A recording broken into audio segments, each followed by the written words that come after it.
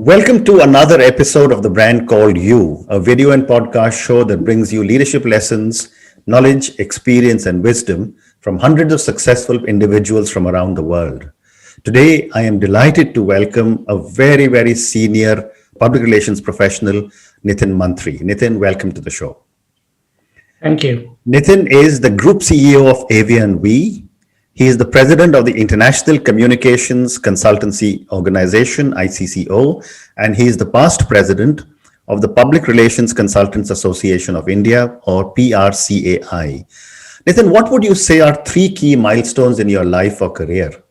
Okay, thanks first. I'm really glad to be here, Ashutosh. Thank you for having me. So, if I really begin, I think first I would say one of the key milestones was really of getting into this public relations business or communications business. Really, I finished my MBA in the mid '90s, and then I spoke to one of my friends who was also a mentor, and he's told me to get into public relations or comms. And that was, I think, a defining moment because I really didn't know much about this profession, to be honest, at that time.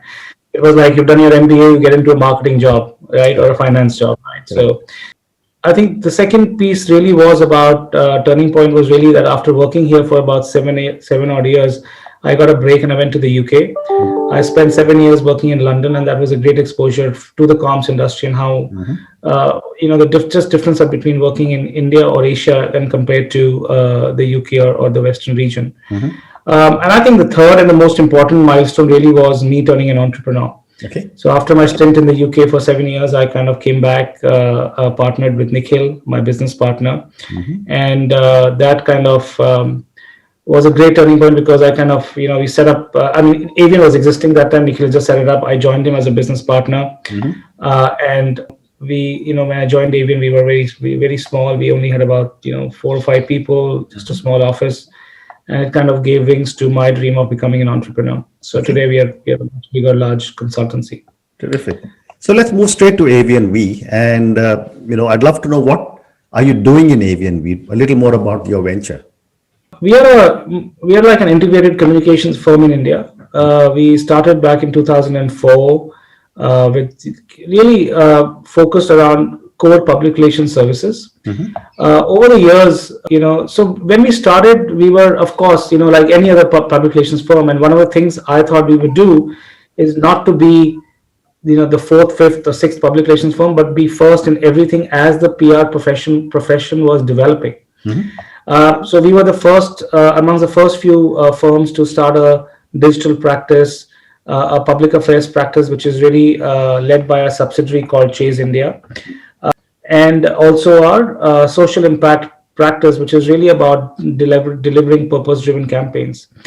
Today, as the world changes a little bit more, we're starting our practice called Insights Analytics. It's already started actually earlier this year. And that's kind of going strong as well now. Okay. So, that's been the journey over the years. We started very small in a tiny apartment in 2004. We were called Avian Media at that time.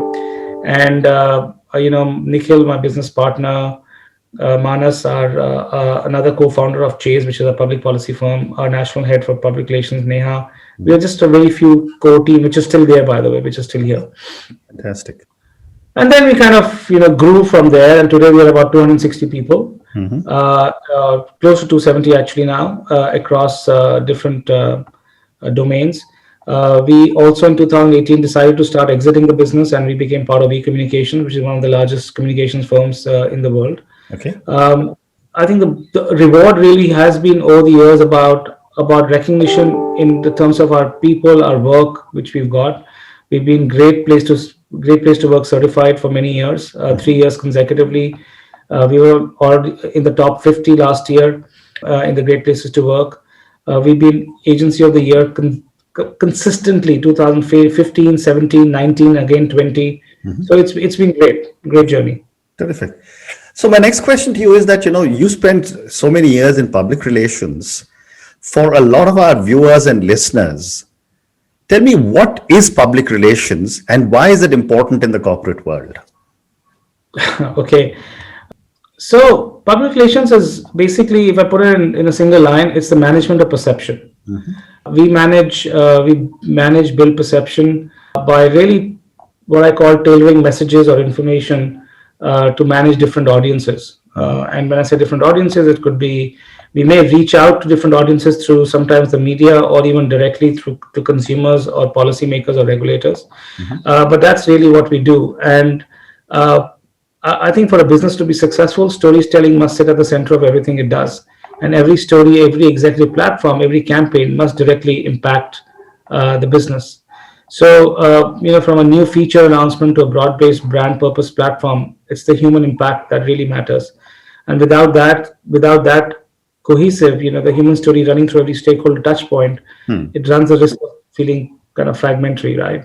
So what we do is that's where PR really comes in. As communicators, we find compelling stories and set them in motion. We Okay. kind of give what I call head-turning innovations a place on the world stage. We protect, enhance, and build reputation by finding more positivity and messages and translating them into positive stories. Okay. So, I can keep going, but I mean, in a nutshell, that's what we do. So let me now ask you. When I was reading about you, you said that you are an expert in mitigating crises. My question to you is that can you give me an example without any client names, without any other thing, but can you give me an example of how this works? So, crisis can be several. Usually, in a crisis, you will have, unfortunately, loss of asset, financial loss, or you may have loss of life or injury, etc. Or and more important, these all relate to back to loss of reputation.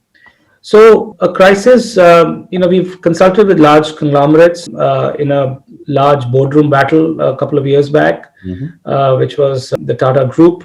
I think for me, one of the biggest learnings and great experience of having worked very closely with with the Tata Trusts. That was about, we all know what it was. It was about how they were changing leadership at the Tata Trusts, the Tata Sons. We represent a large medical company on some of the product issues, which were under fire for their recall. We've consulted several aviation companies in the aviation sector where they've had problems with engines or stuff like that. So it's across the board really. Very interesting. So yeah, so And that's then, it's and at yeah. what stage, does a company who's your client realize that let me call in the experts because I'm now in a crisis mode?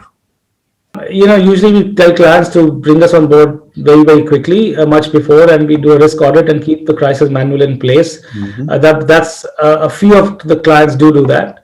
But many times the clients will call us. We're just going through a crisis right now with a startup.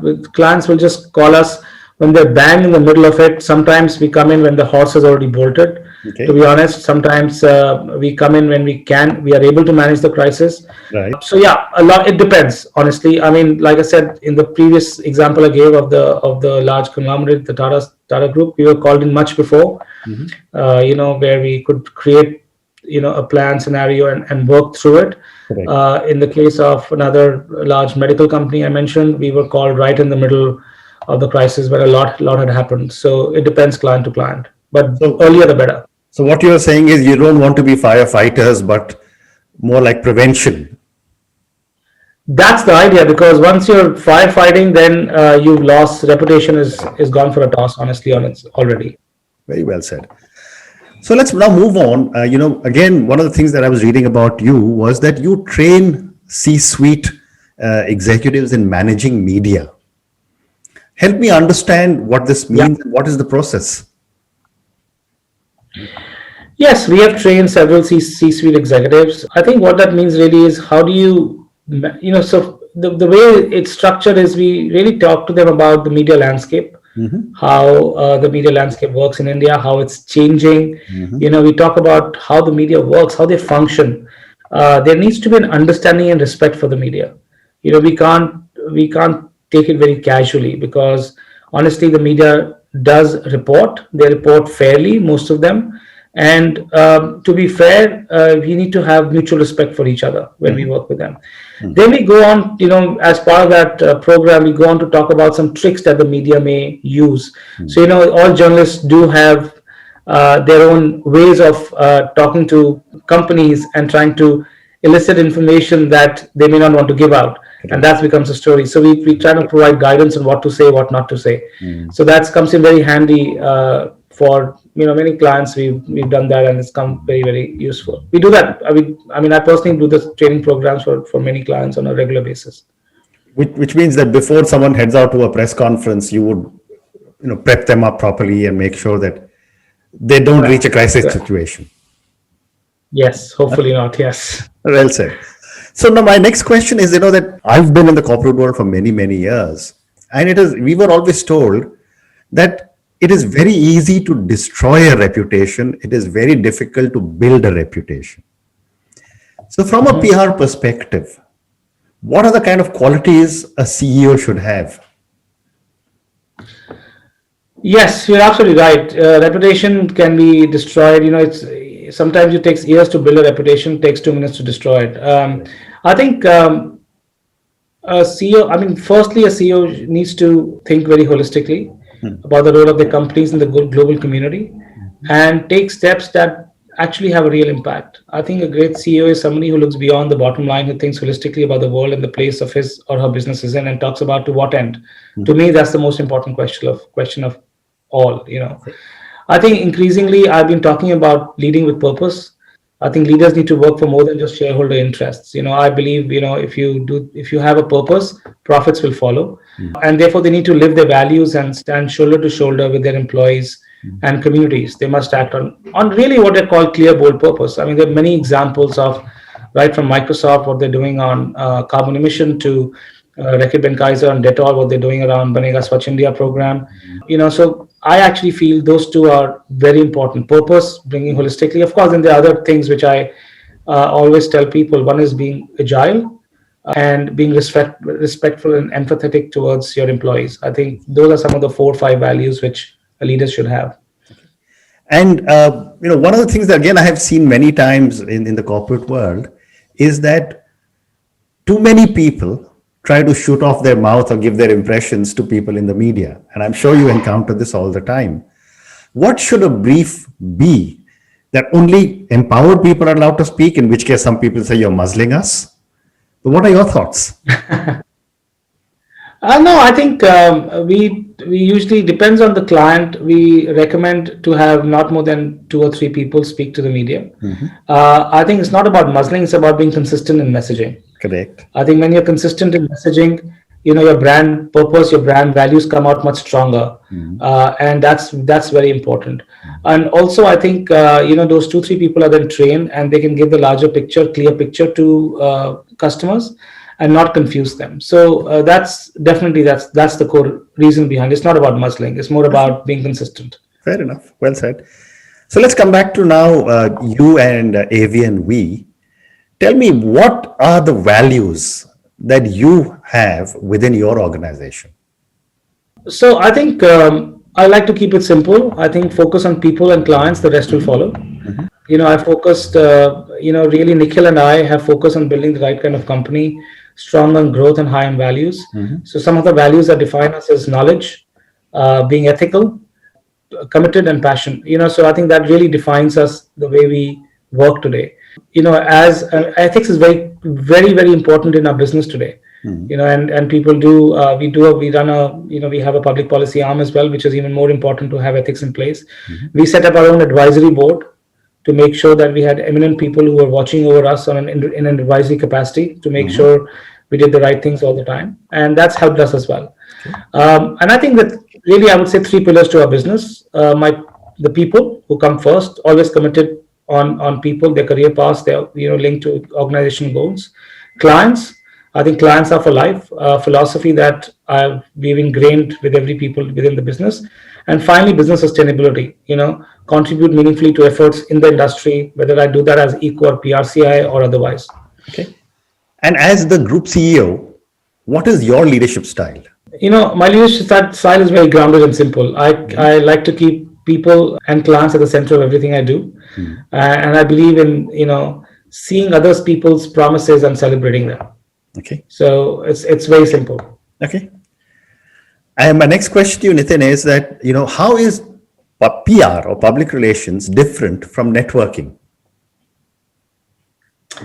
There's a very age-old question Yeah. because people used to ask us, so yeah, so you kind of, what do? You meet people. So, and whenever I asked in the past, many years ago, if somebody I've interviewed and said, and I've asked them, what do you understand about PR? And they've said, oh, I love meeting people, so that's why I'm getting this business, and I don't hire them. Correct. So let me put it that's part of the answer to your question. But honestly, networking is meeting people in a social setting or at an event, I guess. But PR is, like I said, more about the management of perception.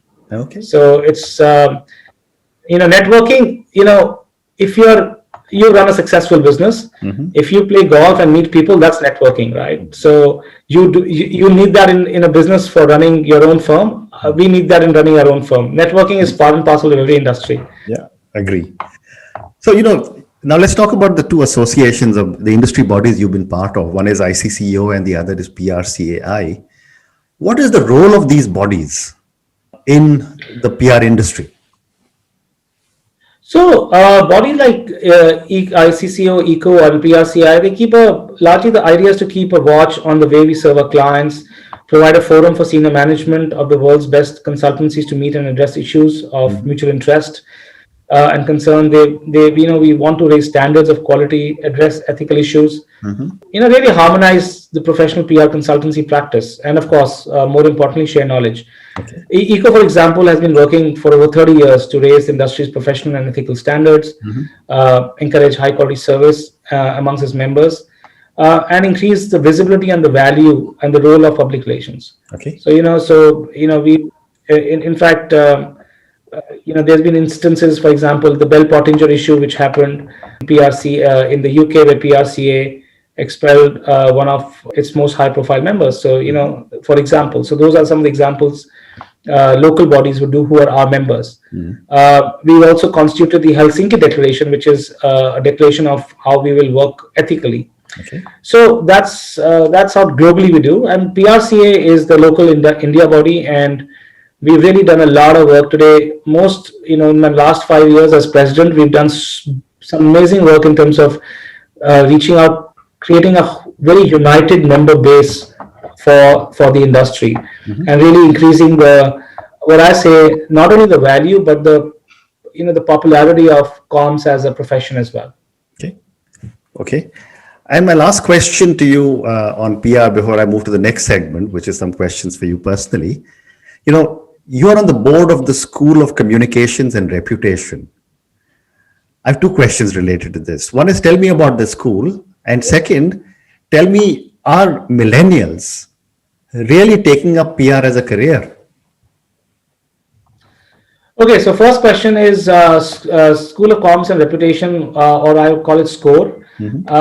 Firstly, it's the only school that is dedicated to public relations and comms, really, right, or reputation and communications. So I don't think there's anybody else who have a dedicated school like this. It was born as an idea by a close friend of mine and somebody I know, a common person who invested in it. It's now, I think, in its fifth year.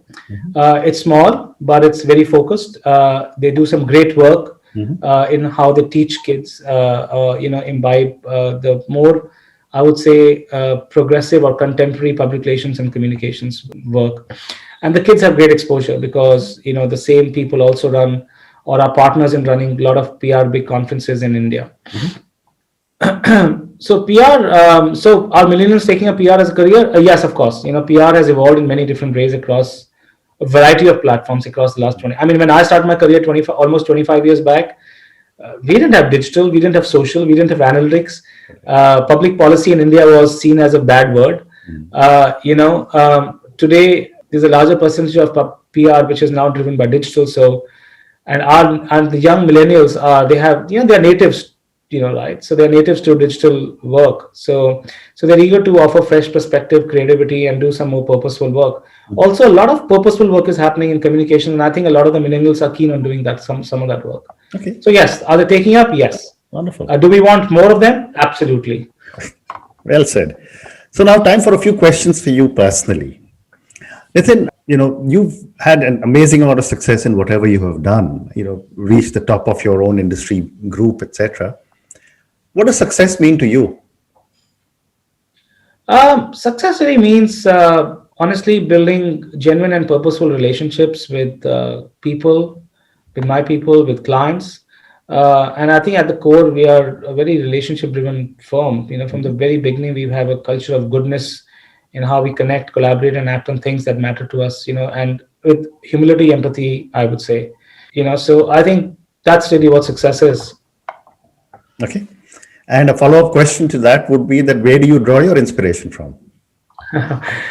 you know it's amazing. I like to use a vision of our global founder Melissa. She talks about using the power of communications to move people to positive action. And I think it's great to see some of the change you can actually effect by using communications and moving people, delivering more positive action in the world. Then of course inspiration comes from people, from my people and my clients. It's the time I spend with them. Honestly, it's great. Okay. So I have time for two more questions for you. My next question to you is on failure. And I asked this from many of my guests. In fact, I have a new book coming out on failure. And I've often said, in India and South Asia or Asia, parents don't teach children that it's okay to fail. Correct. My question to you is, what have been some of your learnings from maybe some of your mistakes or failures? Okay, so I think there have been mistakes along the way. I'm not going to deny that there have been some genuine mistakes, some predictions that didn't come through, and they all contribute to learnings. I mean, I won't say that I can't pinpoint like one big mistake or failure, you would say, but mistakes could have been in the sometimes in the kind of people you worked with, maybe sometimes the people you've partnered with. Sometimes you may have laid your bet on a certain sector that would come through to you, or a certain business stream that would come through, which didn't come through, for example. So they've all been in the middle of my career. I also joined a .com in the middle for about 8-9 months. Okay. While I would say, did I really need that? But again, that mistake, or I would say that stroke of luck in a way, also taught me a lot about entrepreneurship and on what not to do. Right. So one thing that did tell me was always have always have a business plan. A lot of .com didn't have a big business plan in the early days. I'm talking about 99, 2000, to be honest. Right. So, and I think that my biggest learning in general over the years has been that if you're starting up as a business, you should have a mentor. You should look at building an institution that requires the right partner to build, and a vision and mission for the company. So you can't have a mom and pop shop. You need to have build an institution, to be honest. Okay. And Nitin, my last question to you, and I come back to the pandemic that we seem to be faced with all over the world. How are you rethinking your own business and your life in the new world order? So I'm not. I love what I do, to be honest. Of course, we will evolve as the industry evolves. We're doing a lot of things that the industry's been doing. Do I want to change anything at the moment? No. But yes, I want to be at the center of learning more and more and more. Absolutely. Because the reason I'm asking this question is that public relation means meeting a lot of people. I guess you are now doing it all online, isn't it?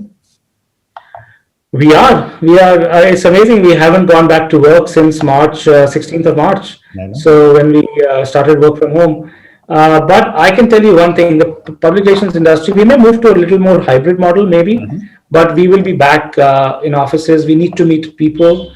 There is not because the work is suffering, but I just feel as a firm, as a consultancy or an agency, you have to work together with people and build creativity. Creative campaigns come when everybody's sitting together and brainstorming. Can you brainstorm on Zoom or Teams? Yes, you can, but I just feel that you don't get the same focused attention of people which you would get while sitting together, in a room. Absolutely. So we have to get back. We have to get back to work. Absolutely. Nitin, thank you so much. It's been such a pleasure speaking to you. I wish you and everything else you are doing lots of success. Thank you.